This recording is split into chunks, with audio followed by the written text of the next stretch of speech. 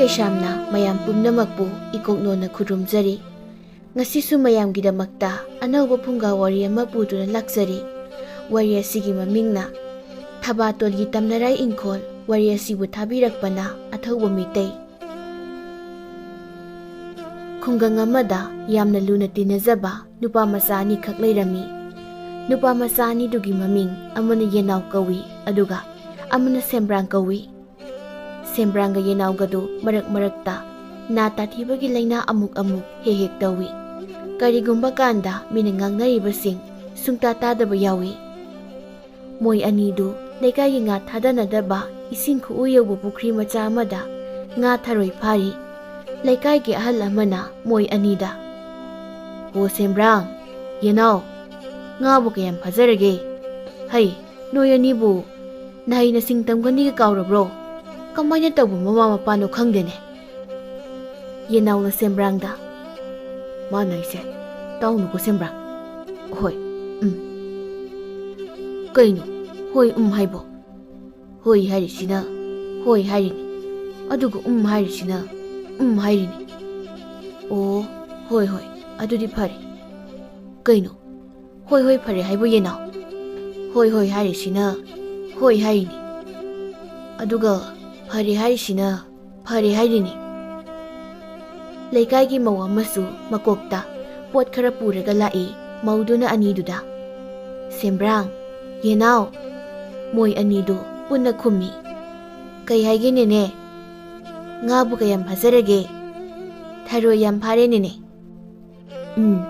Noi anibu nahi na singatamba kaurabo. Kamaina tawbu mama pano khangde kuchu sinsiga. Moi anidu tharoidu tumina khulli. Numidang moi anidu labuki lauri amada tharoidu thonglaga wari hauna sanari. Yenau na Sembrang da. Sembrang, aida hayengwai chauraga pata Tharo yokpa mi amu oigi khali. Nangdi kai oine. Aida hayengwai chauraga aikhoi basidagi hena wangba mi amu oigi khali. Oh, ado aida hayengwai chauraga makoi yam chomba masam yam sangba mi amu oigi khali. Adudi aida hayengwai chauraga. Oh, kainu Yenau nang hojikta tharoi loini hairamidudi. Arapada ahal amana. Kana ki macha masu singnone atheng masida. Mai masing orai ka taw matam sida. Khulgi mi singsina marol ama saukhatriba. Mapal na thoksajiba. Karamba mama pagi masa singnone. Nungthil powop amadani khulgi pukri asauba magi mapanda. Nupa mari manga koina phamlaga hidak kana kakli. Mayaiduda hidak chapu amasu thamli. Maya maraktudagi khwai ahal amana. Kumai aidi ngaiba ngamdre. Hidak chapu si paire he. Mangi, mai du chura uni bo. Komaina. Tadadagi hek tahubiro. Koina lakbiro. Nupa mari manga dunasu. Hoi. Tadadagi hekta mathang manaw ngaina lanbiro. Ahal aduna. Aidi haure hai. Ahal du hidak chapu du sutta singi.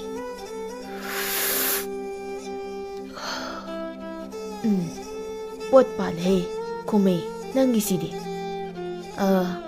Kanagi none, nangi hidak sibo. Aigi ni tada. Pai nebo sidi, maya kaline.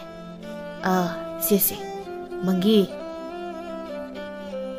Oi ne talale ko hidak se.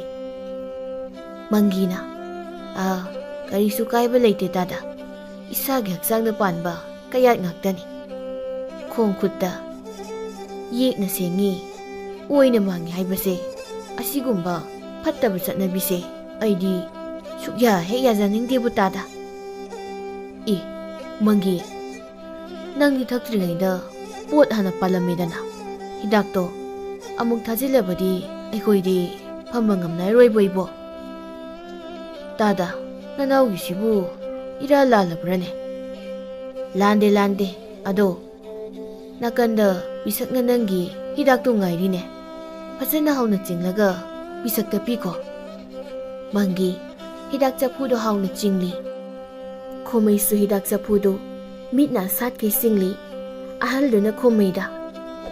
Komai ꯇꯥꯗ ꯅꯆꯥꯅꯨꯄꯥꯗꯣ ꯀꯥꯝꯕꯣꯡ ꯕꯨꯠ ꯏꯪꯈꯣꯜꯂꯣꯝꯗꯒꯗꯤ ꯆꯪꯍꯟꯒꯅꯨꯀꯣ ꯂꯥꯏ ꯇꯤꯟ ꯀꯟꯕ ꯏꯪꯈꯣꯜꯅꯤ ꯃꯄꯨ ꯄꯥꯟꯗ꯭ꯔꯕ ꯌꯨꯝꯅꯤ ꯏꯪꯈꯣꯜꯗꯨꯒꯤ ꯃꯌꯥꯏꯗ ꯁꯥꯔꯤꯕ ꯌꯨꯝꯖꯥꯎꯗꯣ ꯏꯪꯈꯣꯜꯗꯣ ꯃꯄꯨ ꯄꯥꯟꯗ꯭ꯔꯕꯅꯤ ꯃꯤ ꯂꯩꯕ ꯉꯝꯗ꯭ꯔꯕꯅꯤ ꯄꯤꯁꯛꯅ ꯏꯇꯥꯎ ꯈꯣꯡꯃꯩꯒꯤ ꯃꯆꯥꯅꯨꯄꯥ ꯁꯦꯝꯕ꯭ꯔꯥꯡꯗꯨꯔ ꯇꯥꯗ ꯃꯥꯅꯤ ꯈꯣꯡꯕꯥꯜ ꯂꯨꯄꯥꯅ ꯂꯣꯏꯕ ꯇꯥꯔꯦꯅꯦ ꯑꯉꯥꯡꯁꯤꯡꯗꯣ ꯈꯣꯝꯃꯩ ꯃꯥꯡꯁꯅꯨ ꯇꯥꯗ ꯂꯣꯏꯁꯅꯨ ꯑꯩꯈꯣꯏꯁꯨ ꯏꯃꯥꯅ ꯏꯄꯥꯅ ꯄꯪꯊꯥ ꯊꯥꯗꯣꯔꯛꯏ ꯉꯝꯅ ꯉꯝꯅꯕ ꯍꯤꯡꯍꯜꯂꯛꯏ ꯃꯣꯏꯁꯨ ꯍꯤꯡꯕ ꯉꯝꯅꯕ ꯄꯪꯊꯥ ꯊꯥꯗꯣꯛꯀꯗꯕꯅꯤ ꯑꯩ ꯍꯥꯏꯁꯤ ꯆꯨꯝꯗ꯭ꯔꯣ ꯃꯪꯒꯤ ꯕꯤꯖꯣꯏ ꯃꯣꯏ ꯑꯇꯩꯁꯤꯡꯗꯨꯁꯨ ꯈꯔ ꯉꯥꯎꯅꯔꯕꯅꯤꯅ ꯈꯣꯃꯩꯅ ꯍꯥꯏꯔꯤꯕ ꯉꯥꯡꯂꯤꯕꯁꯤꯡꯗꯨ ꯆꯨꯝꯃꯤ ꯆꯨꯝꯃꯤ ꯍꯥꯏꯗꯨꯅ ꯃꯉꯛ ꯅꯣꯝꯗꯨꯅ ꯇꯥꯔꯤ ꯑꯍꯜꯗꯨꯗꯤ ꯇꯨꯃꯤꯟꯅ ꯂꯩ ꯁꯥꯃꯨ ꯃꯅꯤꯡꯗ ꯄꯦꯅꯥ ꯈꯣꯡꯕ ꯊꯣꯛꯂꯅꯤ ꯑꯗꯨꯗꯤ ꯏꯅꯥꯎꯆꯥ ꯑꯩ ꯑꯃꯨꯛ ꯍꯧꯒꯠꯂꯛꯑꯦ ꯌꯥꯏꯐꯔꯦ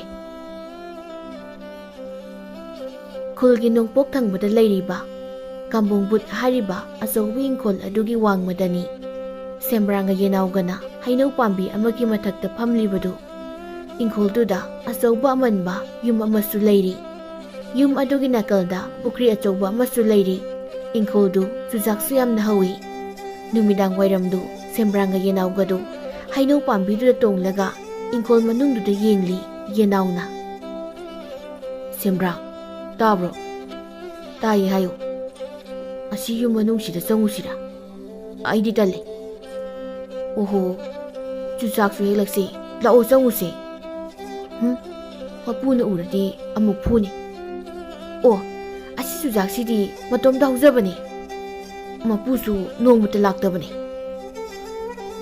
ꯌꯨꯝꯖꯥꯎ ꯑꯗꯨꯒꯤ ꯊꯣꯡꯅꯥꯎꯁꯤꯡ ꯑꯗꯨꯁꯨ ꯈꯔ ꯍꯥꯏꯐꯦꯠ ꯍꯥꯡꯗꯣꯛꯂꯒ ꯂꯩꯔꯤ ꯃꯅꯨꯡꯗ ꯎꯄꯥꯛꯀꯤ ꯊꯧꯔꯤ ꯍꯥꯏꯕꯤ ꯑꯃꯁꯨ ꯍꯥꯏꯔꯒ ꯂꯩꯔꯤ ꯌꯦꯅꯥꯎꯅ ꯌꯨꯝ ꯃꯅꯨꯡꯗ ꯊꯧꯔꯤ ꯍꯥꯏꯕꯤ ꯑꯃꯁꯨ ꯃꯇꯣꯝꯗ ꯍꯥꯏꯔꯒ ꯂꯩꯔꯤ ꯇꯣꯡꯉꯨꯁꯤ ꯁꯦꯝꯕ꯭ꯔꯥꯡꯗꯨ ꯌꯨꯝ ꯑꯗꯨꯒꯤ ꯀꯥꯔꯞꯅ ꯂꯩꯔꯤꯕ ꯊꯣꯡ ꯑꯗꯨꯗ ꯃꯨꯟꯅ ꯌꯦꯡꯉꯤ ꯊꯧꯔꯤ ꯍꯥꯏꯕꯤ ꯁꯥꯟꯅꯕꯗꯨꯁꯨ ꯂꯤꯔꯤ ꯅꯣꯝꯂꯤ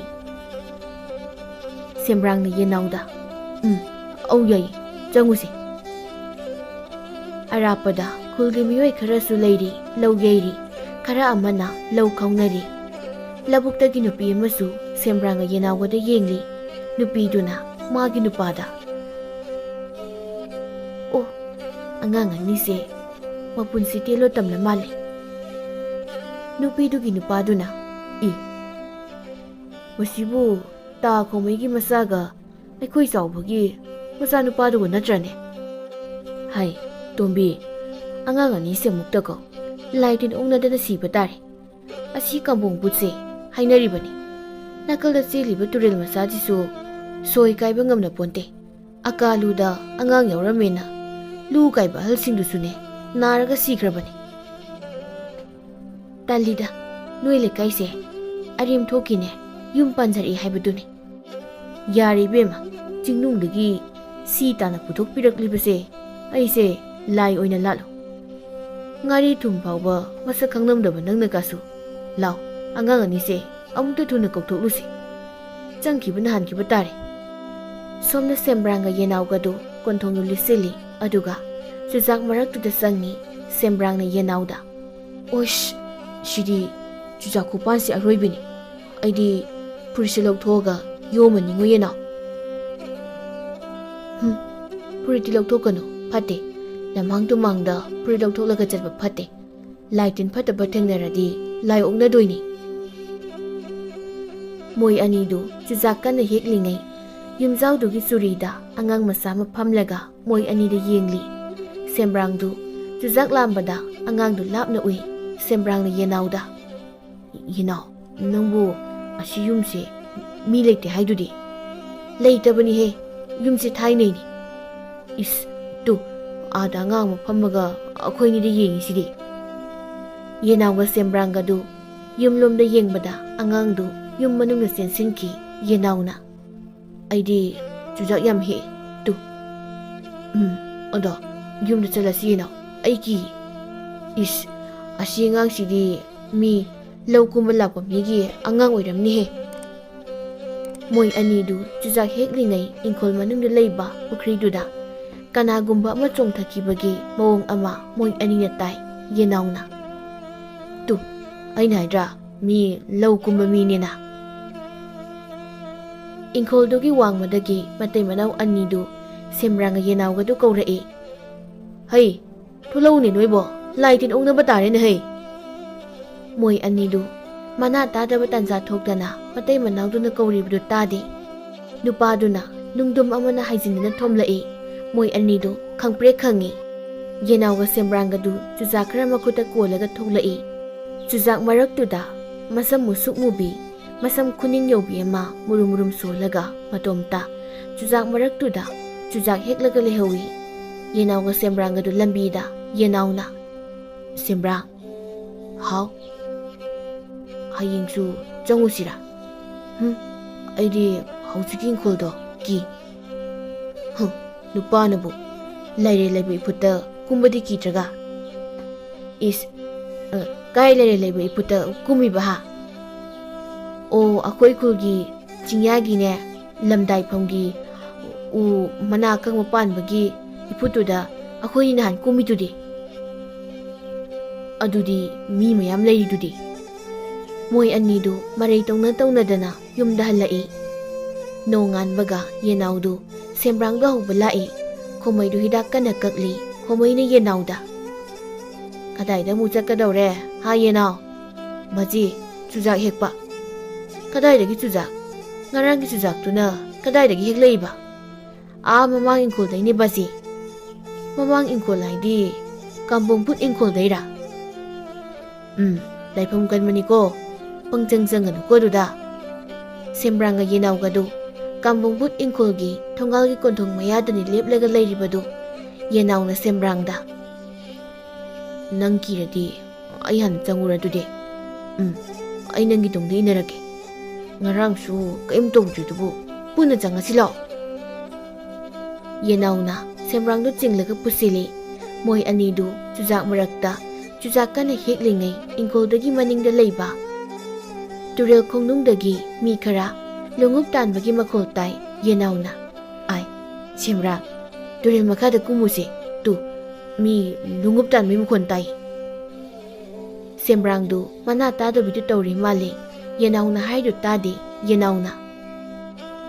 Hoi aya sembrang oi hau kobro tu turel makhada kumuse lungup tanbagi makhon tai. O hoi kumuse akhoi ni su khulumse. Nga phabane hairadi but preka sangde moi anido. Ingkol adugi sambal wangmada mi poloi pham manga masu lairi. Sembrangdu mangaduda amuk su yengli. Moi anido turel khongnungduda kumtharai adubu kanamata leiramde sembrangna. Yino mi su kashu leitana nangna chijamti. Nang sumakol taidudi hojik lungup tanbagi. Tadi aidi. Karislo tu ada soyama leirise tamnai haibani. Nga chong boiramni tamna boiramoi. Nate mathaki mi poloi pham mangi utsindo asigi soyma pasida taraini. Is nangdi kamai khangiba. Ai hojik uraga laini. Moi anina turel khongnungduda wari sanaringai turel mathakta phibam yamna kairabi nupi ama moi anida leplaga yengli. Turel dusu ising irei kana cheli. Moi anina mariyet naringai turel khongnunggi nongpoklom thangmada nupi ama kappa laubagi khonjel ama hauna tai. Moi ani masamana chap yungi. Turel khongnunggi arapadagi yengbada phibam thina sokpi isingda koina luplurabi manbi nupi ama ising matak aduda haijindana moi ani tamna makhongdu chaukan kalaga makyatu segai kai kathoklaga lauraga sensilai. Sembranga yenawgadu kappaga haijindana lawi. Moi ani laubagi khonjeldu tu sungkai kiba phawi. Sembranga yenawgadu kana lauraga ingkol mathakta chenkhalai aduga chujak marakta sensili. Ingkol adu chujak ngaktani hauribadu nakaldana pukri achauba mani lairibadu. Chujak marak nattana ꯀꯣꯟꯊꯣꯡ ꯌꯧꯕ ꯌꯥꯕ ꯂꯝꯕꯤꯁꯨ ꯂꯩꯇꯦ꯫ ꯁꯦꯝꯕ꯭ꯔꯥꯡꯗꯨ ꯆꯨꯖꯥꯛ ꯃꯔꯛꯇ ꯍꯤ ꯀꯞꯂꯝꯕꯗꯒꯤ ꯃꯄꯤꯗꯨ ꯇꯩꯊꯣꯛꯂꯒ ꯌꯦꯅꯥꯎꯗ "ꯆꯠꯂꯁꯤ ꯌꯦꯅꯥꯎ." ꯌꯦꯅꯥꯎꯁꯨ ꯍꯤ ꯀꯞꯂꯤ꯫ "ꯍꯣꯏ ꯂꯥꯛꯑꯣ, ꯑꯩꯒꯤ ꯈꯨꯠ ꯁꯝꯃꯣ, ꯆꯠꯂꯁꯤ꯫ ꯂꯝꯕꯤ ꯃꯥꯡꯈ꯭ꯔꯦ ꯁꯦꯝꯕ꯭ꯔꯥꯡ." "ꯂꯝꯕꯤ ꯃꯥꯡꯈ꯭ꯔꯦ ꯍꯥꯏꯕ? ꯑꯩꯈꯣꯏ ꯉꯁꯥꯏ ꯆꯪꯉꯛꯄꯗꯣ ꯀꯗꯣꯝꯗꯅꯣ ꯑꯗꯨꯗꯤ? ꯑꯩꯁꯨ ꯑꯝꯇ ꯈꯪꯗ꯭ꯔꯦ." ꯃꯣꯏ ꯑꯅꯤꯗꯨ ꯆꯨꯖꯥꯛ ꯃꯔꯛꯇ ꯁꯨꯠ ꯀꯞꯂꯒ ꯇꯞꯅ ꯆꯠꯂꯤꯉꯩ ꯆꯨꯖꯥꯛ ꯃꯔꯛꯇꯒꯤ ꯅꯨꯄꯤ ꯑꯃꯒꯤ ꯈꯣꯟꯖꯦꯜꯗ "ꯎꯏ, ꯁꯤꯠ, ꯎꯏ." ꯌꯦꯅꯥꯎꯅ "ꯀꯩꯅꯣ ꯍꯧꯖꯤꯛꯀꯤꯗꯣ ꯁꯦꯝꯕ꯭ꯔꯥꯡ? ꯀꯅꯥꯅꯣ ꯑꯩꯈꯣꯏ ꯀꯧꯔꯤꯗꯣ, ꯍꯥ? ꯆꯨꯖꯥꯛ ꯃꯔꯛꯇ ꯂꯩꯗꯣ ꯀꯅꯥꯅꯣ?" "ꯈꯨꯝꯂꯛꯄ꯭ꯔꯥ ꯅꯪ ꯍꯧꯖꯤꯛ ꯀꯧꯔꯤꯗꯣ ꯁꯦꯝꯕ꯭ꯔꯥꯡ?" "ꯈꯨꯝꯃꯛꯇꯦ." ꯃꯣꯏ ꯑꯅꯤꯒꯤ ꯇꯨꯡꯗ ꯅꯨꯄꯤ ꯑꯃ ꯆꯨꯖꯥꯛ ꯃꯔꯛꯇ ꯁꯣꯔꯣꯠ ꯂꯥꯎꯅ ꯆꯦꯟꯈꯤ꯫ ꯃꯣꯏ ꯑꯅꯤꯗꯨ ꯇꯨꯡꯗ ꯈꯪꯌꯦꯡ ꯌꯦꯡꯊꯣꯛꯏ, ꯀꯅꯥꯝ ꯂꯩꯔꯝꯗꯦ꯫ ꯌꯦꯅꯥꯎꯅ "ꯀꯩꯅꯣ ꯍꯧꯖꯤꯛꯀꯤꯗꯣ ꯁꯦꯝꯕ꯭ꯔꯥꯡ? ꯈꯪꯗꯦ ꯑꯩꯁꯨ." ꯃꯣꯏ ꯑꯅꯤꯒꯤ ꯃꯥꯡꯗ ꯍꯧꯕ ꯆꯨꯖꯥꯛ ꯃꯔꯛꯇꯒꯤ ꯅꯨꯄꯤ ꯑꯃꯒꯤ ꯈꯣꯟꯖꯦꯜꯗ ꯑꯃꯨꯛ "ꯎꯏ, ꯁꯤꯠ, ꯎꯏ, ꯎꯏ, ꯅꯣꯏꯅꯤ ꯆꯨꯖꯥꯛ ꯀꯌꯥꯝ ꯍꯦꯛꯂꯒꯦ?" ꯃꯣꯏ ꯑꯅꯤꯗꯨ ꯃꯥꯡꯗ ꯈꯪꯄ꯭ꯔꯦꯛ ꯈꯪꯅ ꯌꯦꯡꯊꯣꯛꯄꯒ ꯆꯨꯖꯥꯛ ꯑꯍꯦꯛꯄꯁꯤꯡ ꯄꯪꯊꯨꯡꯗ ꯊꯣꯝꯖꯤꯜꯂꯛꯏ꯫ ꯃꯣꯏ ꯑꯅꯤ ꯀꯞꯄꯒ ꯆꯨꯖꯥꯛ ꯃꯔꯛꯇ ꯀꯣꯏꯆꯦꯟ ꯆꯦꯜꯂꯤ꯫ ꯁꯦꯝꯕ꯭ꯔꯥꯡꯗꯨ ꯆꯦꯟꯅ ꯇꯨꯡꯗ ꯇꯨꯁꯤꯜꯂꯤ꯫ "ꯍꯣꯏ ꯏꯃꯥ, ꯑꯩ ꯌꯨꯝ ꯆꯠꯅꯤꯡꯉꯦ, ꯌꯨꯝ ꯆꯠꯅꯤꯡꯉꯦ, ꯏꯃꯥ." ꯃꯣꯏ ꯑꯅꯤꯅ ꯋꯥꯈꯜ ꯇꯥꯔꯛꯄꯗ ꯏꯪꯈꯣꯜꯗꯨꯒꯤ ꯀꯣꯟꯊꯣꯡ ꯋꯥꯡꯃꯗ ꯂꯧ ꯀꯨꯝꯕ ꯃꯤꯑꯣꯏ ꯈꯔꯅ ꯂꯥꯛꯅꯔꯒ ꯂꯩꯔꯝꯃꯤ꯫ ꯃꯧ ꯑꯃꯅ "ꯅꯣꯏ ꯑꯅꯤꯗꯤ ꯀꯔꯤꯒꯤ ꯏꯪꯈꯣꯜꯁꯤꯗ ꯀꯔꯤ ꯇꯧꯕ ꯆꯪꯉꯨꯔꯤꯕ, ꯍꯥ? ꯅꯈꯣꯡꯁꯤꯡꯗꯨꯁꯨ ꯏ ꯉꯥꯛꯇ, ꯇꯤꯡꯈꯪꯁꯨ 10 ꯀꯨꯟꯒꯤ ꯃꯊꯛꯇꯅꯤ ꯑꯩꯈꯣꯏꯅ ꯁꯠꯈ꯭ꯔꯤꯁꯤ."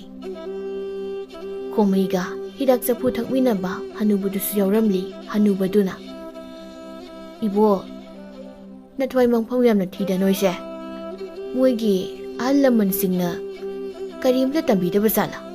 ꯀꯗꯥꯏꯗ ꯀꯔꯤ ꯑꯗꯨ ꯑꯗꯥ ꯑꯃꯠꯇ ꯇꯥꯛꯇꯕ ꯖꯥꯠꯂꯥ? ꯑꯉꯥꯡꯁꯤꯡꯁꯦ ꯁꯥ ꯁꯟ ꯊꯥꯗꯣꯛꯄꯒꯤ ꯃꯑꯣꯡꯗ ꯄꯪꯊꯥꯗ ꯊꯥꯗꯣꯛꯄꯅꯤꯅꯦ ꯇꯧꯔꯤꯁꯦ." ꯅꯨꯄꯤ ꯑꯃꯅ "ꯀꯥꯏꯗꯩꯅꯣꯗ ꯈꯨꯔꯥ, ꯑꯩꯈꯣꯏꯒꯤ ꯁꯟ ꯐꯥꯎꯕ ꯊꯥꯗꯣꯛꯇ꯭ꯔꯦꯗ." "ꯏꯍꯦ ꯏꯕꯦꯝꯃ, ꯑꯗꯨꯅ ꯂꯧꯔꯣꯛ ꯊꯥ ꯑꯣꯏꯕꯒꯤ ꯊꯥꯗꯣꯛꯅꯗꯕꯅꯤꯗꯅ꯫ ꯅꯪꯒꯤ ꯁꯟꯗꯨꯁꯨ ꯂꯧ ꯄꯥꯟꯕ ꯂꯣꯏꯔꯗꯤ ꯁꯔꯥ ꯁꯟꯉꯩ ꯊꯥꯗꯣꯛꯂꯒꯦ ꯍꯥꯏꯔꯅꯤ ꯑꯃꯨꯛ꯫ ꯃꯤꯒꯤ ꯃꯅꯤꯡ ꯃꯌꯥ ꯌꯦꯟꯅ ꯈꯜꯂꯨꯈꯥ, ꯅꯪꯒꯤ ꯁꯟ ꯉꯥꯛꯇ ꯑꯃꯨꯛ ꯉꯥꯏꯔꯅꯤ꯫ ꯏꯕꯨꯡꯉꯣꯅꯦ, ꯂꯥꯎ, ꯃꯝꯁꯤꯜꯂꯛꯂꯦ, ꯑꯩꯈꯣꯏꯒ ꯄꯨꯟꯅ ꯀꯥꯈ꯭ꯔꯁꯤ."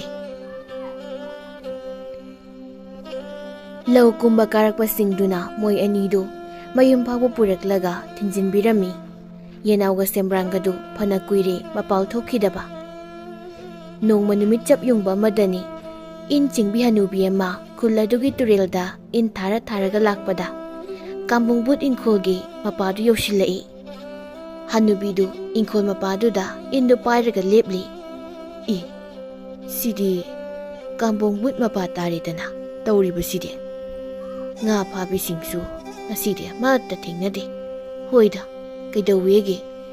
ꯉꯥꯏꯍꯥꯛꯇꯕꯨ ꯏꯟꯁꯤ ꯊꯥꯔꯒ ꯐꯝꯗꯣꯛꯀꯦ꯫ ꯀꯗꯥꯏ ꯌꯣꯡꯕꯤꯔꯤꯗꯨꯗꯤ? ꯃꯩ ꯌꯥꯎꯔꯤꯕꯨ ꯀꯔꯤꯒꯤ ꯂꯥꯏꯇꯤꯟ?" ꯍꯅꯨꯕꯤꯗꯨ ꯏꯟ ꯊꯥꯔꯒ ꯇꯨꯔꯦꯜ ꯈꯣꯡꯅꯨꯡꯗꯨꯗ ꯌꯣꯡꯕꯤꯔꯤꯗꯨ ꯍꯥꯎꯅ ꯆꯤꯡꯂꯒ ꯐꯝꯂꯤꯉꯩ ꯍꯅꯨꯕꯤꯒꯤ ꯃꯄꯥ ꯇꯝꯅ ꯏꯪꯈꯣꯜꯗꯒꯤ ꯅꯨꯡꯗꯨꯝ ꯑꯃ ꯑꯣꯟꯊꯔꯛꯏ꯫ ꯍꯅꯨꯕꯤꯗꯨꯅ "ꯏꯁ, ꯐꯔꯦꯗ ꯅꯨꯡꯗꯨꯝꯁꯤꯗꯤ, ꯏꯟ ꯃꯕꯨꯛ ꯀꯪꯕꯁꯤꯗ ꯍꯦꯛꯇ ꯂꯪꯊꯔꯒꯦ." ꯅꯨꯡꯗꯨꯝꯗꯨ ꯏꯟꯗ ꯆꯕꯨꯛ ꯂꯥꯎꯅ ꯂꯪꯊꯩ꯫ ꯀꯥꯝꯕꯨꯡꯕꯨꯠ ꯏꯪꯈꯣꯜ ꯃꯄꯥꯒꯤ ꯂꯩꯔꯥꯏ ꯃꯊꯛꯇꯒꯤ ꯅꯨꯄꯤ ꯑꯃꯅ "ꯑꯣꯏ, ꯁꯤꯠ, ꯎꯏ, ꯎꯏ." ꯍꯅꯨꯕꯤꯗꯨ ꯃꯊꯛꯇ ꯌꯦꯡꯈꯠꯂꯤ꯫ "ꯇꯧꯅꯨꯀꯣ, ꯅꯣꯏ ꯄꯣꯛꯇ꯭ꯔꯤꯉꯩ ꯃꯇꯝꯗꯒꯤ ꯑꯩꯒꯤ ꯏꯟꯊꯥꯐꯝ ꯑꯣꯏꯔꯛꯂꯕ ꯃꯐꯝꯅꯤ꯫ ꯏꯆꯥꯅꯨꯄꯥ 15ꯗꯣ ꯏꯟꯊꯥꯔꯝꯁꯤꯗꯒꯤ ꯉꯥ ꯐꯥꯔꯒ ꯌꯣꯛꯂꯛꯂꯤꯕꯅꯤ ꯈꯪꯉꯨ꯫ ꯕꯤꯔꯤ ꯃꯇꯣꯟꯁꯤꯅ ꯅꯝꯁꯅꯤ ꯍꯩ." ꯍꯅꯨꯕꯤꯒꯤ ꯏꯟ ꯃꯌꯥꯏꯗꯨ ꯉꯥ ꯐꯖꯕ ꯑꯃ ꯃꯣꯡꯏ꯫ ꯑꯗꯨꯅ ꯍꯅꯨꯕꯤꯗꯨ ꯏꯟ ꯆꯤꯡꯈꯠꯄꯗ ꯑꯉꯥꯡ ꯃꯆꯥ ꯑꯁꯤꯕ ꯑꯃ ꯌꯥꯎꯔꯛꯏ꯫ ꯍꯅꯨꯕꯤꯗꯨ ꯀꯔꯤꯃꯇ ꯅꯥꯆꯨꯡꯕꯤꯗꯦ꯫ ꯇꯝꯅꯖꯔꯤꯕ ꯀꯥꯏꯗꯨ ꯑꯣꯏꯔ ꯃꯥꯜꯂꯦꯅꯦ ꯃꯥꯒꯤꯁꯦ꯫ ꯄꯧꯔꯥꯁꯅ ꯊꯤꯜꯂꯒ ꯀꯣꯊꯣꯛꯈꯤꯒꯦ ꯀꯗꯥꯏ ꯈꯣꯏꯖꯨ ꯂꯩꯈꯥꯝꯗꯣ ꯊꯕꯛ ꯇꯧꯒꯦ ꯍꯅꯨꯕꯤꯒꯤ ꯃꯅꯪꯒꯟꯗ ꯄꯣꯔꯤꯕ ꯈꯥꯎꯗꯨꯗꯒꯤ ꯈꯣꯏꯖꯨ ꯂꯩꯈꯥꯝꯁꯤꯡꯗꯨ ꯁꯤꯡꯕꯨꯜ ꯃꯆꯥ ꯑꯃ ꯄꯨꯊꯣꯔꯛꯂꯒ ꯃꯩ ꯉꯣꯔꯣꯡ ꯉꯣꯔꯣꯡ ꯊꯥꯒꯠꯂꯛꯏ ꯇꯝꯅꯔꯝꯕꯗꯨ ꯇꯨꯃꯤꯟ ꯇꯨꯃꯤꯟ ꯂꯩꯈ꯭ꯔꯦ ꯍꯅꯨꯕꯤꯗꯨꯅ ꯃꯤꯅ ꯉꯝꯗꯕ ꯌꯥꯗꯦ ꯚꯨꯠ ꯄ꯭ꯔꯦꯠ ꯇꯝꯅ ꯂꯥꯏ ꯍꯥꯏꯕꯁꯤꯗꯤ ꯋꯥꯈꯜꯅ ꯄꯨꯛꯅꯤꯡꯅ ꯃꯄꯥꯡꯒꯜ ꯀꯜꯂꯤꯕ ꯃꯈꯩ ꯃꯣꯏꯗꯤ ꯃꯅꯤꯡ ꯍꯟꯈꯤꯒꯗꯕꯒꯤ ꯁꯔꯨꯛ ꯈꯛꯇꯅꯤ ꯑꯩꯅ ꯍꯥꯏꯒꯗꯕꯗꯤ ꯂꯝꯇꯨ ꯅꯥꯔꯛ ꯃꯣꯡꯁꯣꯡ ꯆꯠꯄꯗ ꯃꯩꯇꯥꯟ ꯑꯁꯤꯕ ꯈꯔ ꯌꯥꯏꯉꯪ ꯈꯔ ꯈꯣꯏꯖꯨ ꯂꯩꯈꯥꯝ ꯈꯔ ꯃꯦꯀꯨꯞ ꯈꯔ ꯑꯗꯨꯝ ꯏꯁꯥꯗ ꯂꯣꯏꯅꯧ ꯍꯥꯏꯔꯤꯕꯁꯤꯅꯤ ꯉꯝꯖꯔꯗꯤ ꯃꯩꯈꯦꯠ ꯑꯃꯁꯨ ꯂꯣꯏꯅꯧ ꯏꯁꯥꯗ ꯅꯨꯡꯉꯥꯏꯇꯕ ꯑꯀꯤꯕ ꯐꯥꯎꯔꯛꯄꯗ ꯃꯦꯡꯀ꯭ꯔꯨꯞ ꯈꯣꯏꯖꯨ ꯂꯩꯈꯥꯝꯗꯣ ꯃꯩ ꯊꯥꯔꯒ ꯑꯣꯛꯊꯣꯛꯍꯧ ꯄꯨꯛꯅꯤꯡ ꯋꯥꯈꯜ ꯇꯌꯥꯡ ꯇꯌꯥꯡꯕꯅꯤ ꯑꯀꯤꯕ ꯀꯣꯛꯄꯅꯤ ꯃꯔꯨ ꯑꯣꯏꯅ ꯀꯥꯎꯔꯣꯏꯗꯕꯗꯤ ꯏꯃꯥꯒꯤ ꯐꯅꯦꯛ ꯃꯆꯦꯠ ꯑꯃꯒ ꯏꯄꯥꯒꯤ ꯈꯨꯗꯩ ꯃꯆꯦꯠ ꯑꯃꯒ ꯀꯨꯔꯥꯎ ꯑꯉꯧꯕ ꯃꯆꯦꯠ ꯑꯃꯒ ꯁꯣꯏꯗꯅ ꯃꯇꯝ ꯄꯨꯝꯕꯗ ꯂꯣꯏꯅꯒꯗꯕꯅꯤꯀꯣ ꯏꯍꯦ ꯑꯃꯒꯁꯨ ꯀꯥꯎꯏꯅꯦ ꯀꯣꯛꯇ ꯐꯤ ꯊꯥꯕ ꯌꯥꯗꯦꯀꯣ ꯀꯣꯌꯦꯠ ꯑꯃꯗꯤ ꯑꯗꯨꯝ ꯌꯦꯠꯀꯗꯕꯅꯤ ꯁꯝ ꯇꯨ ꯌꯨꯡꯍꯟꯕ ꯌꯥꯄꯣꯟꯇꯦ ꯈꯗꯥꯡꯁꯦ ꯅꯣꯝꯂꯤꯉꯩ ꯅꯨꯃꯤꯠꯁꯤꯗꯤ ꯂꯩꯔꯝꯗ꯭ꯔꯦꯗꯅ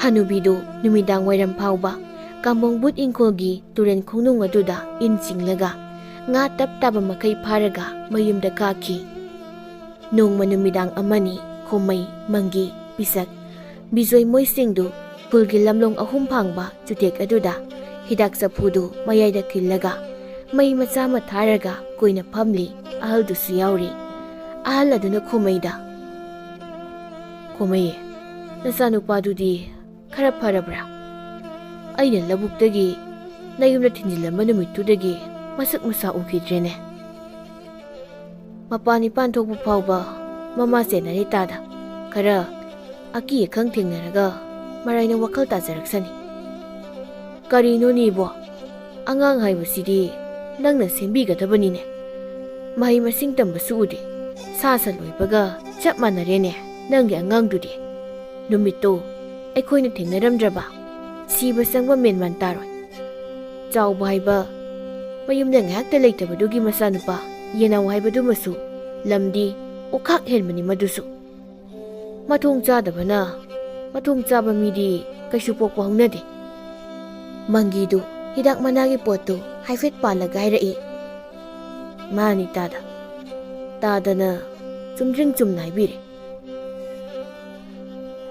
ꯈꯦꯇꯣꯛ ꯏꯊꯣꯛꯄꯒ ꯌꯥꯕ ꯋꯥꯐꯝ ꯑꯃꯠꯇ ꯌꯥꯎꯗꯦ ꯑꯉꯥꯡ ꯍꯥꯏꯕꯁꯤꯗꯤ ꯃꯣꯏꯒꯤ ꯋꯥꯈꯜꯗ ꯈꯜꯂꯤꯕꯗꯨꯅꯤ ꯇꯧꯔꯛꯀꯗꯧꯔꯤꯕꯁꯤ ꯃꯁꯤꯗ ꯐꯕ ꯐꯠꯇꯕ ꯁꯣꯛꯀꯗꯕ ꯅꯥꯒꯗꯕ ꯃꯣꯏ ꯃꯁꯥꯗ ꯀꯔꯤꯃꯠꯇ ꯈꯪꯂꯣꯏ ꯃꯩ ꯐꯥꯎꯕ ꯑꯆꯥꯄꯣꯠꯅꯤ ꯈꯜꯂꯒ ꯄꯥꯏꯔꯤꯕꯅꯤ ꯆꯨꯝꯗ꯭ꯔꯤꯡ ꯆꯨꯝꯅꯅꯤ ꯃꯣꯏꯅ ꯄꯥꯝꯃꯤꯕꯗꯣ ꯎꯒꯗꯣꯏꯁꯤ ꯈꯣꯃꯩꯗꯨ ꯃꯪꯒꯤꯗ ꯍꯥꯏꯐꯦꯠ ꯌꯦꯡꯂꯒ ꯍꯤꯗꯥꯛ ꯆꯐꯨꯗꯨ ꯇꯥꯞ ꯂꯥꯎꯅ ꯃꯨꯜꯂꯒ ꯊꯛꯏ ꯃꯪꯒꯤꯁꯨ ꯍꯤꯗꯥꯛꯀꯤ ꯃꯌꯥꯏꯗꯨ ꯀꯟꯅ ꯄꯥꯟꯈꯠꯂꯛꯂꯤ ꯃꯃꯤꯠ ꯃꯅꯥꯗꯨ ꯎꯔꯣꯟ ꯎꯔꯣꯟ ꯎꯏꯔꯤ ꯎꯏꯔꯤ ꯑꯍꯜ ꯑꯗꯨꯗ ꯊꯥꯗ ꯅꯅꯥꯎ ꯋꯥꯐꯝ ꯑꯃꯠꯇ ꯂꯥꯟꯊꯣꯛꯆꯒꯦꯕꯨ ꯀꯔꯤꯅꯣ ꯍꯥꯏꯔꯣꯗꯅ ꯃꯪꯒꯤ ꯋꯥꯐꯝꯗꯣ ꯑꯃꯨꯛ ꯂꯥꯟꯊꯣꯛꯇ꯭ꯔꯁꯨ ꯌꯥꯔꯦ ꯀꯩꯗꯧꯒꯦ ꯏꯊꯛ ꯊꯣꯡꯕ ꯅꯨꯃꯤꯠ ꯊꯥ ꯎꯕ ꯍꯥꯟꯕꯗ ꯊꯧꯒꯜ ꯀꯥꯏꯕꯁꯤꯗꯤ ꯊꯥꯡ ꯃꯌꯥꯗ ꯈꯣꯡꯄꯥꯛꯅ ꯅꯦꯠꯁꯤꯟꯕꯒ ꯆꯞ ꯃꯥꯟꯅꯩꯗꯣ ꯇꯥꯗ ꯍꯣꯏꯅꯦ ꯍꯣꯏꯅꯦ ꯍꯥꯏꯔꯣꯅꯦ ꯅꯪꯒꯤ ꯋꯥꯗꯣ ꯑꯩ ꯇꯥꯔꯤꯅꯦ ꯃꯌꯥꯝꯁꯨ ꯂꯣꯏꯅ ꯅꯪꯒꯤ ꯋꯥꯗꯣ ꯇꯥꯒꯗꯕꯒꯤ ꯃꯅꯥꯁꯤꯡꯁꯦ ꯐꯟꯗꯣꯛ ꯐꯟꯗꯣꯛꯅꯗꯅ ꯂꯩꯅꯔꯤꯕꯁꯤꯅꯤ ꯁꯠ ꯁꯠ ꯍꯥꯏꯔꯣ ꯃꯌꯥꯝꯗꯨ ꯃꯩꯒ ꯏꯟꯁꯤꯟꯅꯗꯅ ꯃꯪꯒꯤꯒꯤ ꯋꯥꯗꯨ ꯇꯥꯒꯗꯕꯒꯤ ꯉꯥꯏꯅꯔꯤ ꯃꯪꯒꯤꯅ ꯑꯃꯨꯛꯇ ꯅꯩꯁꯤꯗꯅ ꯇꯥꯗ ꯀꯔꯤ ꯑꯃꯨꯛ ꯅꯩꯒꯦ ꯍꯥꯏꯔꯤꯕꯅꯣꯅꯦ ꯃꯪꯒꯤ ꯇꯨꯔꯦꯜꯕꯨꯅꯤꯗ ꯅꯅꯥꯎꯅ ꯍꯥꯏꯖꯔꯤꯕꯁꯤ ꯑꯍꯜ ꯑꯗꯨꯅ ꯃꯌꯥꯝ ꯃꯩꯗꯨ ꯈꯤꯇ ꯇꯞꯅ ꯊꯥꯎ ꯉꯁꯤꯗꯤ ꯍꯤꯗꯥꯛꯁꯦ ꯃꯌꯥꯛꯁꯤ ꯌꯥꯝꯅ ꯀꯜꯂ ꯃꯥꯜꯂꯦ ꯈꯣꯃꯩꯅ ꯍꯥꯟꯅꯒꯤ ꯄꯣꯠꯇꯨꯅꯦ ꯑꯗꯨꯝ ꯇꯥꯗ ꯑꯗꯨꯕꯨ ꯍꯩꯋꯥꯅꯤꯅꯦ ꯍꯤꯗꯥꯛꯁꯨ ꯆꯤꯡ ꯃꯩꯁꯨ ꯌꯥꯏ ꯏꯟꯗ꯭ꯔꯤꯁꯦ ꯁꯥꯒꯠꯂꯛꯄ ꯃꯥꯜꯂꯤ ꯃꯪꯒꯤꯁꯦ mi lai kikhidrene. Mangina tada kiba khaki wa ngaksinati. Naha nongma imana kambong but ingkhol mapada injingbada angang ama lai hai.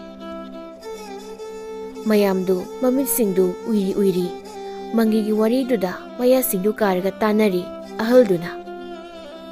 Adu kaidauraba. Aday imana angangdo kanthoklamlaga puklaubi napisabi poro ahaladuna. Hoine hoine ado nangna husik haininglise karino haibaneme. Dada turel khongnungsi amukta naisira sini nanauna haijaninglibase. Adu maidi sungyaw hoi yaujaroi koibo. Phada yadre nga tanda yadre hairagana khomai hoi bizoi hoi bisak noi kharane noi khare he kumuro aidi hobirak ko dai leitre. Ayukni khomai da turel da tungup ta ma chatnaba kana sem sari khomai gi nupi na khomai da moi mapa maita siga yengang siga khau da hapchilabani ko khungup tungba kauni ko. Hoi hoi mangi yaba angaw bodun tawribase paro onthokna takre da woiba. Turel khongnungdo lakpada kambong but ingkhodi soidan laladabani phawradabani. Mafam du kalaga lanfam jatfam lambi amata leiba nate. Awang thangbadu makakhatpa ngamba nate. Makha thangbaduna kambong but ingkhol pelabani woiba. Hoi ado maitalga yengangase kauni khujule khamsima koki ko yat yepsing phiko. Maiketo cherang amada phajana yomlaga piro. Hidak manana semba biri du chapchilo cherang duda. Khujule khamdugane punna cherang du yumsilo. Sembrang du mangonna phamlaga mapada yengli sembrang na mapada. Baji nang yawganu kaishu tawroi dei bungo. Baji ingkholda but tamnabane. Tamnasanu napa tawgiu hera but ka loina tange. Mangi bizoi pisak moi ahumda changlai mangina khomaigi nupida. Tilau janam semaga thambira moi teima ngasidi sareng thongadabani. Sembrang na matomta yam thongani nungai ni ngasidi no. Aingonda nangna nahan chaibudo ngasidi khangni. Yachangba kani moi maridu turel khongnungduda lungup tali ngaso amadagi hena phadi bizoina. Swaisidi ingiye phasana nungsa su phangde ising ne na una ngakta. Itaw hoi taw pisak nga thengna bro. Kadai dagi nga no ri taw hangoi ngakta thengnai. Mama ngai di nga achobase phasana leibani. Hojikan soi singsina ba loina thachin khidana nga achobo mata kadre. Mangina mayam nga se khara kanam ta tansidana bisakna ingini taw khomaina mongai ra e thengna kagum siko mayam bisak nasado ingi haiba natro. Hidak mana makon khara yauri. Khomaina hidak mana makon singdu lawthoklaga yele. Mayam leirai sida ngayakta phamsira. Bizoina yai phamsi taw. Moi maridu turelgi lairaida lungup singdu manak manakta thamlaga phamli. Moi maridu ngagi nungai nungai raba wari mayam amasa sanari. Khomaidu nokna hidak managi biru chinglaga mamaidu khawang leiduna yengi aduga maikhudu sangna kamthokli. Khomaidu maikhudu kamlaga isingda muk yengmada turelgi singdu kanna lengbagum tawi. Karino ngara kadomda no lenglibase. Khomaidu turel khongnunglumda yenglubada nupi ama makhut anidu hairum turelgi ising mayaiduda yam lapna lakpadu khomaina ui. Kanano side? Nupidu nongma sembranga yenaugana ukibaduni Masamana du chot lawi, masa saktam kusudu, mi apumba magum yengmada hanggoiba poi. Khomai du masamana yungi, khomai na. Ai, ito, karino adayse? Moy ahum du turel kongnung du yengi, moy ahum du kokjawi kai, pisak na. Sidi, tamna bani da ni tao. Kanay no, ay gi mekit to, ito, mekit yawra. Amuk tu na kilo. Hoi, ito. Khomai na, cherang dagi mekit tu lokthok laga, kuizulay kam du may chubaga.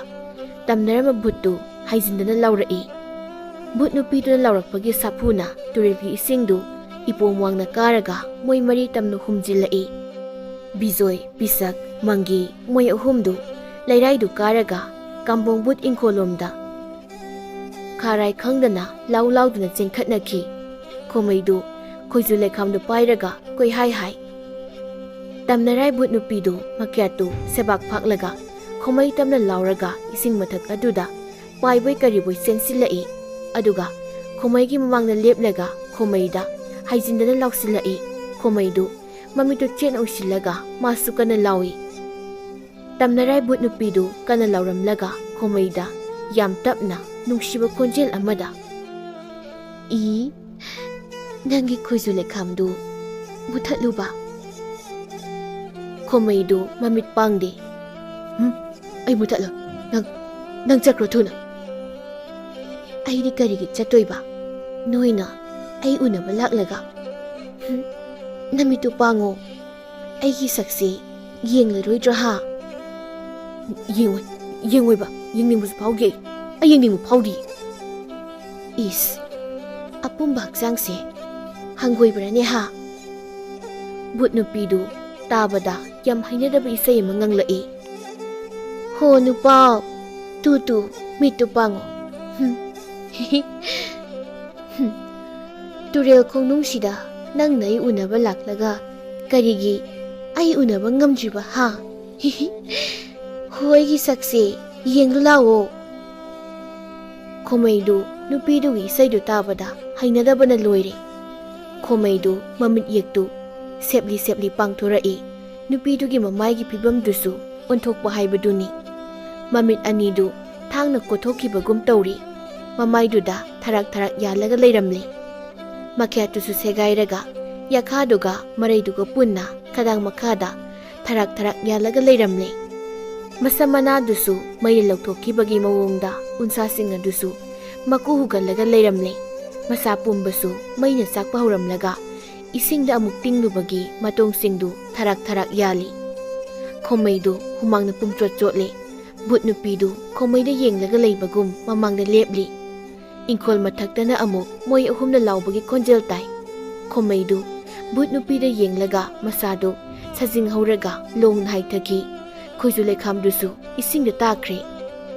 Magi nga hapa, may talye nga hapa kaw dusu, ising da yawkre. But nupidu, kuizulay kam da haipet yengam laga. Khomai da, mamay mapada, yam nakna, yam nungshiba konjel amada. Nangdi, ay nungshiba yay na.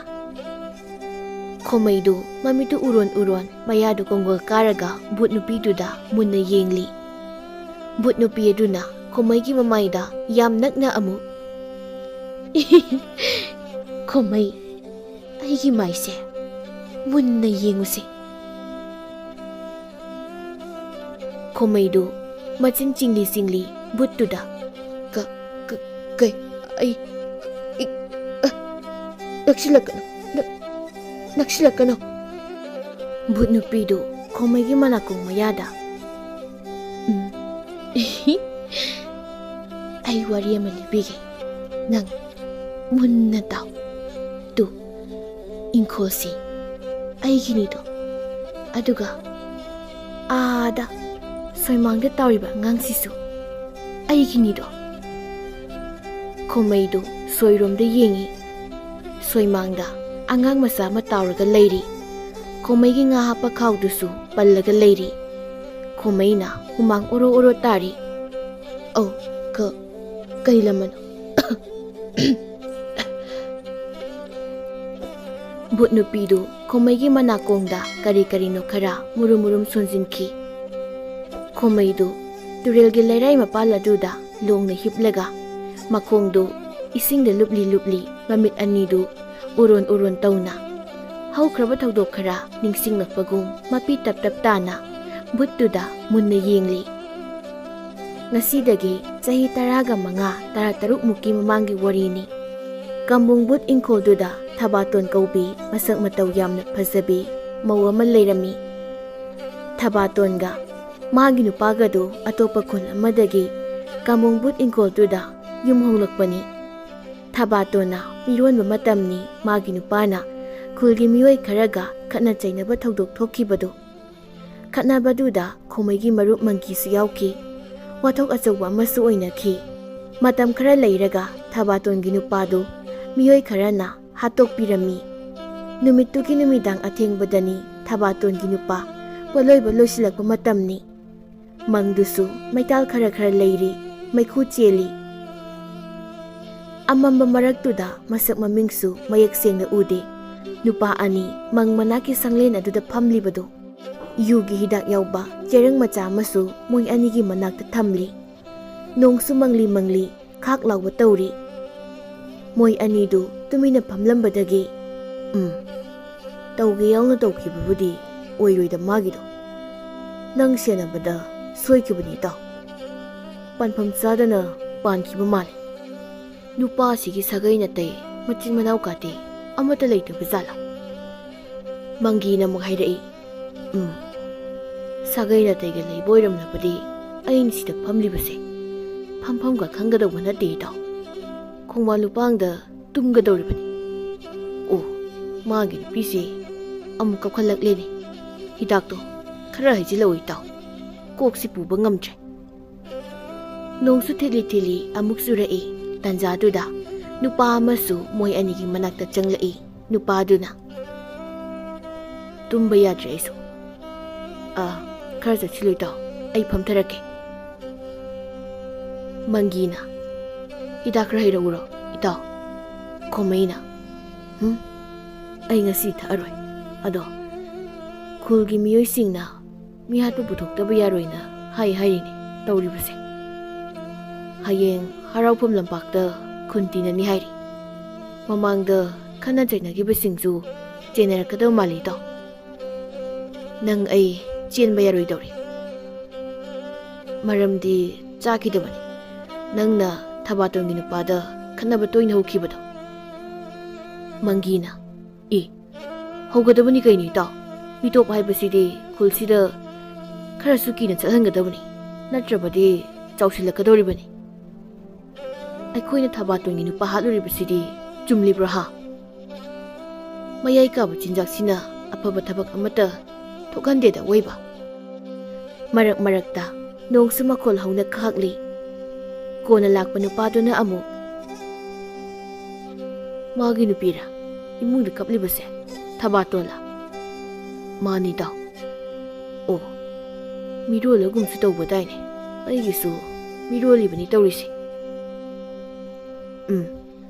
ꯉꯁꯤ ꯍꯌꯦꯡꯇ ꯉꯥꯏꯔꯕꯅꯤ ꯑꯉꯥꯡ ꯎꯅꯒꯗꯕ꯫ ꯏꯃꯨꯡꯗ ꯊꯕꯥꯇꯣꯟꯗꯨ ꯊꯃꯣꯏ ꯆꯥꯛꯄ ꯈꯣꯟꯖꯦꯜ ꯑꯃꯗ ꯍꯧꯅ ꯍꯧꯅ ꯀꯞꯂꯤ꯫ ꯇꯥꯕꯗꯁꯨ ꯑꯀꯤꯕꯒꯤ ꯈꯣꯟꯖꯦꯜꯅꯤ꯫ ꯃꯣꯏ ꯑꯍꯨꯝꯗꯨ ꯇꯨꯃꯤꯟ ꯇꯨꯃꯤꯟ ꯐꯝꯂꯒ ꯌꯦꯡꯅꯩ꯫ ꯀꯣꯟꯅ ꯂꯥꯛꯄ ꯅꯨꯄꯥꯗꯨꯅ ꯃꯪꯒꯤ ꯍꯤꯗꯥꯛꯇꯣ ꯈꯔ ꯍꯩꯔꯛꯎ, ꯈꯣꯟꯖꯦꯜꯁꯦ ꯇꯥꯕꯗ ꯌꯥꯝ ꯍꯩꯅꯗ꯭ꯔꯦ꯫ ꯃꯪꯒꯤꯅ ꯈꯣꯃꯩꯒꯤ ꯍꯤꯗꯥꯛꯇꯨ ꯍꯩ꯫ ꯊꯕꯥꯇꯣꯟꯒꯤ ꯌꯨꯝꯗꯨ ꯃꯪꯗꯨꯒ ꯏꯔꯥꯞ ꯂꯥꯞꯅꯗꯅ ꯂꯩꯕꯅꯤ꯫ ꯊꯕꯥꯇꯣꯟꯗꯨ ꯃꯥꯒꯤ ꯏꯃꯨꯡꯗꯨꯗ ꯁꯤꯗ ꯀꯞꯂꯤ꯫ ꯃꯪꯒꯤꯅ ꯕꯤꯖꯣꯏ, ꯑꯁꯤ ꯑꯃꯨꯛꯇ ꯆꯪꯂꯒ ꯊꯦꯡꯃꯨꯆꯣ꯫ ꯑꯩꯒꯤ ꯊꯥꯡꯅ ꯑꯃꯨꯛ ꯌꯦꯜꯂꯛꯇꯅ꯫ ꯃꯣꯏ ꯑꯍꯨꯝꯗꯨꯁꯨ ꯌꯨ ꯐꯖꯅ ꯉꯥꯎꯅꯔꯛꯂꯤ꯫ ꯃꯤ ꯂꯥꯏ ꯀꯤꯅꯔꯛꯇ꯭ꯔꯦ꯫ ꯃꯪꯒꯤꯅ ꯑꯁꯤ ꯃꯥꯒꯤ ꯈꯨꯀꯞꯁꯦ ꯂꯃꯟ ꯈꯨꯝꯒꯦ ꯍꯥꯏꯕ ꯃꯥꯟꯕ ꯈꯨꯀꯞ ꯑꯃ ꯌꯥꯎꯔꯤꯅꯦ ꯍꯥ ꯏꯇꯥꯎ? ꯈꯣꯃꯩꯅ ꯑꯣꯏꯔꯝꯂꯣꯏꯌꯦ ꯏꯇꯥꯎ, ꯅꯨꯄꯤꯁꯤꯅꯕꯨ ꯀꯔꯤ ꯇꯧꯔꯛꯀꯗꯧꯔꯤꯕꯅꯣ? ꯑꯐꯕ ꯋꯥꯈꯜ ꯈꯔꯁꯨ ꯈꯜꯂꯨꯗ, ꯀꯩ ꯀꯥꯟꯗꯕꯗ꯫ ꯃꯆꯥꯁꯤꯅ ꯅꯨꯄꯥ ꯄꯣꯛꯂꯛꯑꯣ, ꯑꯗꯒꯤ ꯃꯄꯥ ꯍꯥꯠꯈꯤꯕꯒꯤ ꯋꯥꯔꯤꯗꯣ ꯃꯃꯥꯁꯤꯅ ꯂꯤꯁꯤꯜꯂꯣ ꯃꯆꯥꯅꯨꯄꯥꯁꯤ ꯑꯆꯧꯕ ꯃꯤ ꯑꯃ ꯑꯣꯏꯍꯜꯂꯣ ꯃꯤꯌꯥꯠꯄ ꯊꯤꯒꯠꯂꯣ ꯑꯩꯈꯣꯏ ꯑꯗꯨꯝ ꯂꯣꯏꯔꯦꯅꯦ ꯍꯥ ꯕꯤꯖꯣꯏ ꯕꯤꯖꯣꯏꯗꯨ ꯃꯉꯛ ꯅꯣꯝꯃꯤ ꯃꯪꯒꯤꯅ ꯑꯩꯅ ꯍꯥꯏꯔꯤꯁꯦ ꯆꯨꯝꯗ꯭ꯔꯣ ꯍꯥ ꯈꯦꯇꯣꯛ ꯏꯊꯣꯛꯅꯤꯡꯉꯥꯏ ꯀꯔꯤ ꯌꯥꯎꯔꯤꯕꯒꯦ ꯍꯥ ꯕꯤꯖꯣꯏꯅ ꯏꯇꯥꯎ ꯌꯨꯝꯗ ꯆꯪꯉꯁꯤꯔꯥ ꯃꯪꯒꯤꯅ ꯍꯩ ꯃꯤꯀꯤꯊꯤ ꯃꯤꯇꯝꯕ ꯅꯄꯨꯟꯁꯤꯗꯁꯨ ꯃꯤ ꯑꯣꯏꯔꯣꯏ ꯑꯩ ꯃꯤ ꯑꯣꯏꯅꯤꯡꯕ ꯑꯣꯏꯁꯅꯨ ꯑꯣꯏꯅꯤꯡꯗ꯭ꯔꯒ ꯇꯣꯛꯑꯁꯅꯨ ꯑꯩꯗꯤ ꯆꯠꯂꯦ ꯍꯩ ꯃꯤꯊꯤꯕꯣꯡ ꯃꯤꯇꯝꯕ ꯆꯠꯂꯣ ꯅꯁꯛꯇꯨ ꯌꯦꯡꯅꯤꯡꯗꯦ ꯃꯤꯊꯤꯟꯖꯩꯁꯤꯅ ꯅꯊꯕꯥꯛꯇꯨꯗ ꯊꯤꯟꯖꯤꯜꯂꯛꯀꯅꯤ ꯃꯪꯒꯤꯗꯨ ꯊꯕꯥꯇꯣꯟꯒꯤ ꯃꯌꯨꯝꯂꯣꯝꯗ ꯌꯦꯡꯉꯤ ꯑꯗꯨꯒ ꯍꯤꯗꯥꯛꯇꯨ ꯉꯥꯎꯔꯤ ꯐꯨꯛ ꯂꯥꯎꯅ ꯍꯧꯒꯠꯂꯛꯏ ꯏꯇꯥꯎ ꯆꯠꯁꯤ ꯂꯥꯎ ꯈꯣꯃꯩꯅ ꯀꯗꯥꯏꯗꯅꯣ ꯏꯇꯥꯎ ꯑꯁꯤꯗ ꯌꯨꯝꯁꯤꯗ ꯀꯔꯤ ꯇꯧꯕ ꯅꯨꯄꯤꯁꯤ ꯍꯥꯠꯇꯣꯛꯄ ꯈꯣꯃꯩꯗ ꯁ꯭ꯋꯥꯏ ꯂꯥꯎꯏ ꯕꯤꯖꯣꯏꯁꯨ ꯂꯥꯞꯅ ꯆꯠꯂꯤ ꯃꯪꯒꯤꯅ ꯃꯤꯊꯤꯕꯣꯡ ꯃꯤꯇꯝꯕ ꯉꯥꯛꯇ ꯑꯣꯏꯅ ꯇꯧꯏꯅꯦ ꯃꯤꯁꯤꯡꯁꯤ ꯍꯩ ꯕꯤꯖꯣꯏ ꯃꯤꯊꯤꯕꯣꯡ ꯅꯁꯛꯇꯣ ꯑꯃꯨꯛ ꯍꯟꯅ ꯎꯠꯂꯛꯀꯅꯨ ꯏꯇꯥꯎ ꯃꯪꯒꯤ ꯌꯨꯝꯗ ꯆꯠꯁꯤ ꯂꯥꯎ ꯅꯣꯡ ꯀꯟꯁꯤꯜꯂꯛꯏ ꯈꯣꯃꯩꯅ ꯍꯥꯏꯔꯛꯄꯅꯤ ꯇꯥꯟꯖꯥꯗꯨꯗ ꯊꯕꯥꯇꯣꯟꯗꯨ ꯁꯤꯇ ꯀꯞꯂꯛꯏ ꯃꯪꯒꯤꯗꯨ ꯋꯥ ꯉꯥꯡꯗꯦ ꯊꯕꯥꯇꯣꯟꯒꯤ ꯌꯨꯝꯂꯣꯝꯗ ꯒ꯭ꯔꯣꯡ ꯆꯪꯈꯤ ꯈꯣꯃꯩꯗꯨ ꯃꯪꯒꯤ ꯇꯥꯟꯅꯈꯤ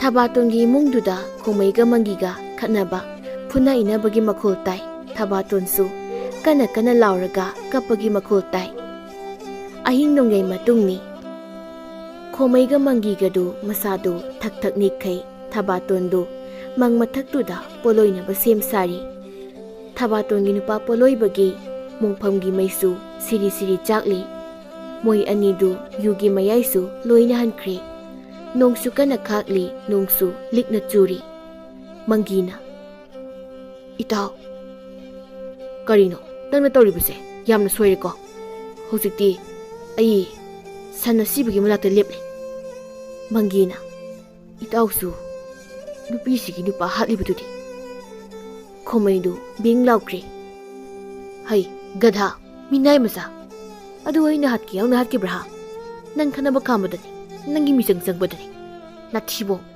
ꯅꯔꯝꯆꯠ ꯋꯥꯔꯛꯄꯁꯨ ꯉꯝꯗꯕ ꯅꯃꯥ ꯅꯄꯥꯅ ꯋꯥꯔꯛꯄ ꯉꯝꯗꯕ ꯑꯩꯉꯣꯟꯗ ꯃꯤ ꯍꯥꯠꯄ ꯊꯪꯖꯤꯜꯂꯛꯀꯅꯨ ꯑꯗꯒꯤ ꯁꯤꯡꯗꯣ ꯄꯨꯁꯤꯜꯂꯛꯎ ꯊꯨꯅ ꯃꯪꯒꯤꯗꯨ ꯄꯣꯂꯣꯏꯕꯒꯤ ꯂꯦꯝꯍꯧꯔꯤꯕ ꯁꯤꯡꯗꯨ ꯈꯔ ꯃꯪ ꯃꯊꯛꯇ ꯊꯥꯡꯒꯠꯂꯛꯏ ꯃꯣꯏ ꯑꯅꯤꯗꯨ ꯊꯕꯥꯇꯣꯟꯒꯤ ꯃꯆꯥꯗꯨ ꯄꯣꯂꯣꯏꯅꯕ ꯁꯦꯝ ꯁꯥꯔꯤ ꯈꯣꯃꯩꯅ ꯃꯩꯈꯦꯠ ꯌꯥꯎꯕ꯭ꯔꯥ ꯃꯪꯒꯤ ꯌꯥꯎꯏ ꯃꯩ ꯆꯨꯔꯣ ꯅꯣꯡ ꯉꯥꯟꯕꯅ ꯍꯟꯈꯤꯕ ꯇꯥꯔꯦ ꯁꯠ ꯇꯧꯁꯤ ꯌꯦꯡ ꯂꯩꯔꯅꯨ ꯃꯣꯏ ꯑꯅꯤꯗꯨ ꯊꯕꯥꯇꯣꯟꯒꯤ ꯃꯆꯥꯗꯨ ꯃꯩ ꯊꯥꯕ ꯍꯧꯏ ꯃꯩꯁꯨ ꯏꯆꯥꯛ ꯆꯥꯛꯎ ꯌꯥꯗꯦ ꯊꯕꯥꯇꯣꯟꯒꯤ ꯃꯕꯨꯛꯇ ꯌꯥꯎꯔꯤꯕ ꯑꯉꯥꯡ ꯈꯥꯎꯗꯨ ꯃꯩꯅ ꯆꯥꯛꯄ ꯍꯧꯔꯛꯄꯗ ꯐꯣꯛ ꯂꯥꯎꯅ ꯄꯣꯈꯥꯏꯔꯛꯏ ꯃꯪꯒꯤꯅ ꯃꯤꯊꯤꯟꯖꯩꯗꯨ ꯇꯥꯞ ꯂꯥꯎꯅ ꯄꯥꯏꯔꯒ ꯑꯉꯥꯡꯗꯨ ꯊꯤꯜꯂꯒ ꯇꯨꯔꯦꯜꯂꯣꯝꯗ ꯂꯥꯛꯇꯅ ꯂꯪꯊꯈꯤ ꯈꯣꯃꯩꯅ ꯌꯥꯝ ꯁꯥꯎꯅ ꯀꯔꯤꯅꯣ ꯏꯇꯥꯎꯅ ꯇꯧꯔꯤꯕꯗꯨꯗꯤ ꯃꯪꯒꯤꯗꯨ ꯋꯥ ꯉꯥꯡꯗꯦ ꯃꯅꯥꯛꯇ ꯂꯩꯕ ꯌꯣꯝꯄꯥꯛꯇꯨ ꯇꯥꯞ ꯂꯥꯎꯅ ꯄꯥꯏꯔꯒ ꯊꯕꯥꯇꯣꯟꯒꯤ ꯃꯃꯥꯏꯗ ꯖꯣꯞ ꯂꯥꯎꯅ ꯑꯃꯨꯛ ꯌꯥꯟꯁꯤꯜꯂꯤ ꯊꯕꯥꯇꯣꯟꯒꯤ ꯈꯗꯥꯡꯗꯨ ꯇꯪꯈꯥꯏ ꯇꯥꯏ ꯃꯪꯒꯤꯒꯤ ꯃꯆꯥꯗꯨ ꯊꯕꯥꯇꯣꯟꯒꯤ ꯏꯅ ꯄꯨꯡꯂꯨꯞ ꯂꯨꯞꯄꯤ ꯈꯣꯃꯩꯅ ꯃꯪꯒꯤꯗꯨ ꯂꯥꯛꯇꯅ ꯏꯟꯊꯣꯛꯏ ꯏꯇꯥꯎ ꯅꯪ ꯁꯪꯂꯦꯟꯁꯤꯗ ꯋꯥꯈꯜ ꯇꯥꯅ ꯑꯃꯨꯛꯇ ꯐꯝꯂꯨꯆꯣ ꯑꯩ ꯁꯦꯟꯍꯧꯔꯒꯦ ꯃꯪꯒꯤ ꯋꯥ ꯉꯥꯡꯗꯦ ꯈꯣꯃꯩꯗ ꯑꯃꯨꯛ ꯌꯦꯡ ꯃꯪꯗ ꯃꯨꯠꯂꯤ ꯆꯥꯛꯂꯤꯕ ꯃꯩꯗꯨꯗ ꯑꯃꯨꯛ ꯌꯦꯡ ꯇꯨꯃꯤꯟꯅ ꯐꯝꯂꯤ ꯃꯤꯀꯨꯞ ꯈꯔꯒꯤ ꯃꯇꯨꯡ ꯃꯪꯒꯤꯅ ꯈꯣꯃꯩꯗ ꯇꯞꯅ ꯂꯥꯎꯔꯛꯏ ꯏꯇꯥꯎ ꯃꯤ ꯈꯔ ꯂꯥꯛꯄ ꯃꯥꯜꯂꯦ ꯑꯗ ꯈꯣꯃꯩꯗꯨ ꯃꯪꯒꯤꯗꯤ ꯏꯄꯥ ꯄꯥꯈꯠꯅ ꯌꯦꯡꯉꯤ ꯀꯔꯤ ꯍꯥꯏꯕ ꯃꯪꯒꯤ ꯊꯨꯅ ꯑꯃꯨꯛꯇ ꯂꯥꯛꯑꯣ ꯃꯩꯁꯤꯁꯨ ꯆꯨꯆꯥꯛ ꯆꯥꯛꯇ꯭ꯔꯤ ꯑꯩꯈꯣꯏ ꯂꯣꯏꯅ ꯁꯤꯟꯅꯕ ꯇꯥꯔꯦ ꯊꯨꯅ ꯂꯥꯛꯑꯣꯅꯦ ꯅꯪꯕꯨ ꯏꯇꯥꯎ ꯃꯪꯒꯤꯗꯨ ꯈꯣꯃꯩꯒꯤ ꯃꯅꯥꯛꯇ ꯆꯦꯟꯁꯤꯜꯂꯛꯏ ꯃꯪꯒꯤꯅ ꯏꯇꯥꯎ ꯑꯁꯤꯕꯁꯦ ꯂꯣꯠꯁꯤꯟꯗꯕ ꯌꯥꯔꯣꯏ ꯃꯪꯒꯤꯗꯨ ꯋꯥ ꯉꯥꯡꯗꯦ ꯊꯕꯥꯇꯣꯟꯒꯤ ꯃꯩ ꯆꯥꯛꯂꯤ ꯇꯧꯕ ꯃꯁꯥꯗꯨ ꯇꯞꯅ ꯀꯣꯜꯂꯒ ꯇꯨꯔꯦꯜ ꯃꯈꯥꯗ ꯀꯟꯅ ꯆꯦꯟꯊꯈꯤ ꯈꯣꯃꯩꯗꯨ ꯃꯪꯒꯤꯗ ꯌꯥꯝ ꯀꯤꯅ ꯌꯦꯡꯂꯒ ꯃꯪ ꯃꯊꯛꯇ ꯂꯦꯞꯂꯤ ꯈꯣꯃꯩꯅ ꯏꯁ ꯀꯔꯤ ꯃꯇꯧꯅꯣ ꯉꯁꯤꯒꯤ ꯅꯨꯃꯤꯠꯁꯤꯕꯣ ꯄꯨꯟꯁꯤꯗ ꯀꯥꯎꯕ ꯌꯥꯔꯣꯏꯀꯣ ꯉꯁꯤꯒꯤ ꯑꯍꯤꯡꯁꯦ ꯃꯪꯒꯤꯗꯨ ꯇꯨꯔꯦꯜ ꯃꯊꯛꯇꯒꯤ ꯇꯞꯅ ꯀꯥꯈꯠꯂꯛꯏ ꯑꯗꯨꯒ ꯁꯣꯔ ꯑꯁꯥꯡꯕ ꯑꯃ ꯍꯣꯟꯗꯣꯛꯂꯒ ꯈꯣꯡꯃꯩꯗ ꯌꯦꯡꯉꯤ꯫ ꯃꯣꯏ ꯑꯅꯤꯗꯨ ꯌꯨꯝꯂꯛꯇ ꯁꯝꯂꯒ ꯃꯌꯨꯝꯂꯣꯝꯗ ꯍꯟꯈ꯭ꯔꯦ꯫ ꯈꯣꯡꯃꯩꯗꯨ ꯇꯨꯔꯦꯜ ꯈꯣꯡꯅꯨꯡꯒꯤ ꯂꯩꯔꯥꯏꯗꯅꯤ ꯂꯣꯡꯅ ꯍꯤꯞꯂꯒ ꯃꯈꯣꯡ ꯑꯅꯤꯗꯨ ꯇꯨꯔꯦꯜꯒꯤ ꯏꯁꯤꯡꯗ ꯂꯨꯞꯂꯤ ꯇꯤꯡꯂꯒ ꯉꯁꯥꯏꯗꯒꯤ ꯃꯥꯒꯤ ꯍꯧꯈ꯭ꯔꯕ ꯋꯥꯔꯤꯁꯤꯡ ꯅꯤꯡꯁꯤꯡꯂꯤ꯫ ꯊꯕꯥꯇꯣꯟꯒꯤ ꯃꯇꯩ ꯃꯅꯥꯎ ꯍꯥꯠꯈꯤꯕꯒꯤ ꯋꯥꯔꯤ ꯅꯤꯡꯁꯤꯡꯂꯤ꯫ ꯈꯣꯡꯃꯩꯅ ꯋꯥꯈꯜ ꯍꯦꯛ ꯇꯥꯔꯛꯄꯒ ꯃꯪꯒꯤ, ꯕꯤꯖꯣꯏ, ꯄꯤꯁꯛ ꯃꯣꯏ ꯑꯍꯨꯝꯅ ꯀꯥꯝꯕꯣꯡꯕꯨꯠ ꯏꯪꯈꯣꯜ ꯃꯊꯛꯇ ꯀꯞꯄ ꯂꯥꯎꯕꯒꯤ ꯈꯣꯟꯖꯦꯜꯗꯨ ꯑꯃꯨꯛ ꯇꯥꯔꯛꯏ꯫ ꯈꯣꯡꯃꯩ ꯋꯥꯈꯜ ꯈꯪꯂꯛ-ꯂꯥꯛꯄꯒꯨꯝ ꯃꯪꯒꯤꯗꯤ, ꯕꯤꯖꯣꯏ, ꯀꯗꯥꯏ? ꯑꯩꯒꯤ ꯈꯣꯏꯁꯨ ꯂꯩꯈꯥꯝꯗ ꯃꯩꯈꯦꯠ ꯃꯩꯇꯥꯜ ꯁꯤꯕ ꯌꯦꯡꯉ ꯀꯗꯥꯏ? ꯑꯩꯒꯤ ꯈꯥꯎ ꯀꯗꯥꯏ? ꯈꯣꯡꯃꯩꯗꯨ ꯇꯨꯔꯦꯜ ꯂꯩꯔꯥꯏꯗꯨꯗꯒꯤ ꯀꯥꯝꯕꯣꯡꯕꯨꯠ ꯏꯪꯈꯣꯜ ꯃꯊꯛꯇ ꯆꯦꯟꯈꯠꯀꯦ ꯍꯦꯛ ꯇꯧꯕꯒ ꯊꯕꯥꯇꯣꯟꯅ ꯈꯣꯡꯃꯩꯗꯨ ꯏꯁꯤꯡꯗ ꯖꯣꯝ ꯂꯥꯎꯅ ꯆꯤꯡꯊꯈꯤ꯫ ꯉꯁꯤꯒꯤ ꯑꯍꯤꯡꯁꯤꯃ ꯃꯣꯏ ꯃꯔꯤꯗꯨ ꯌꯨꯝꯗ ꯀꯥꯔꯛꯈꯤꯗ꯭ꯔꯦ꯫ ꯅꯣꯡ ꯉꯥꯟꯕꯒ ꯈꯨꯜꯒꯤ ꯃꯤꯑꯣꯏꯁꯤꯡ ꯇꯨꯔꯦꯜꯂꯣꯝꯗ ꯍꯨꯞꯇꯅ ꯆꯦꯟꯊꯅꯈꯤ꯫ ꯈꯣꯡꯃꯩ, ꯃꯪꯒꯤ, ꯕꯤꯖꯣꯏ ꯑꯃꯗꯤ ꯃꯔꯥꯜ ꯂꯩꯖꯗ꯭ꯔꯕ ꯄꯤꯁꯛ ꯌꯥꯎꯅ ꯇꯨꯔꯦꯜ ꯈꯣꯡꯅꯨꯡꯒꯤ ꯏꯁꯤꯡ ꯃꯊꯛꯇꯨꯗ ꯁꯤꯔꯒ ꯎꯞꯄꯒ ꯇꯥꯎꯔꯒ ꯂꯩꯔꯤ꯫ ꯈꯣꯡꯃꯩꯒ ꯍꯤꯗꯥꯛ ꯆꯐꯨ ꯍꯦꯛ ꯊꯛꯃꯤꯟꯅꯕ ꯑꯍꯜ ꯑꯗꯨꯅ ꯈꯣꯡꯃꯩꯗ ꯌꯦꯡꯂꯒ ꯍꯥꯏꯔꯛꯏ,